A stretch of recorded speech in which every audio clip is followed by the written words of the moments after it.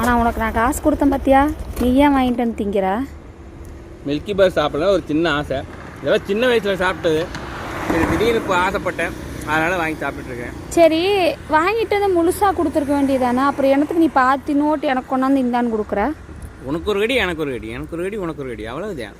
அடிக்கிற வெயில் இல்லை, பங்குனி வெயில் இல்லை, பல்ல இழிக்கிற மாதிரி வெயில் அடிச்சிட்டு இருக்கு.